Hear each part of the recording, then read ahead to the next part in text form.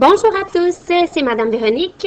J'ai décidé de faire une petite vidéo pour essayer de clarifier un peu les informations concernant les notes de vos enfants parce que je ne suis pas certaine que tout est clair pour vous. Je vais essayer vraiment d'expliquer ça le plus simplement possible. Donc, je vais me concentrer sur français et mathématiques parce que je pense que c'est là-dessus qu'on a le plus de questions.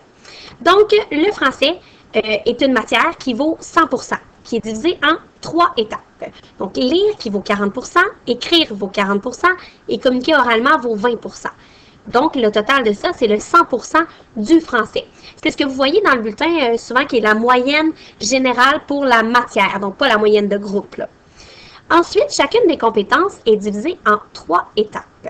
Donc, si je regarde pour lire et pour écrire, donc, on a les mêmes pourcentages aux mêmes étapes. À ça, à la fin de l'année, je dois ajouter le 20% qui est la valeur accordée aux examens du ministère. Donc, si on fait le cumul rapidement, on se rend compte qu'ici, on obtient 120%, ce qui ne fonctionnerait pas.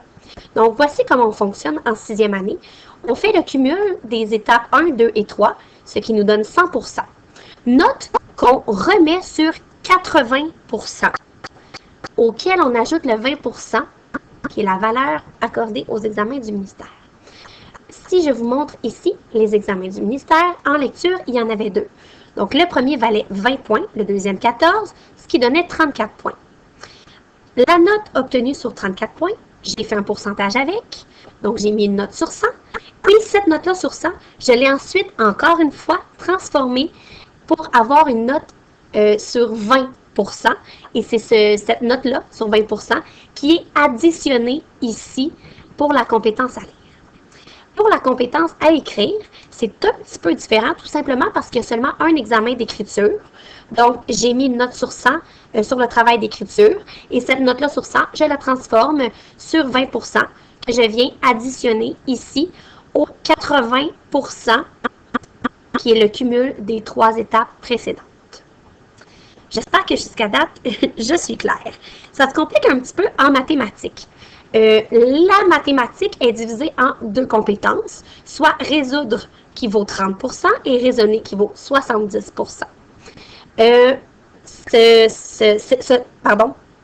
Ces 2 compétences-là valent donc 100% de la mathématique.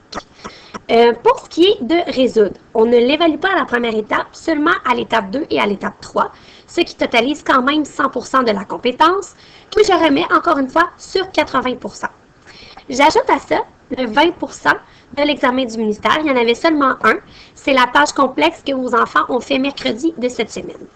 Donc, la note obtenue sur ça, je l'ai remise sur 20%, que j'ai ensuite ajouté aux 80% que j'ai cumulé de l'étape 2 et 3. Parce qu'ici, naturellement, 40%, 60%, ça donnait 100% que j'ai ensuite transformé sur 80% pour pouvoir ensuite inclure le 20%.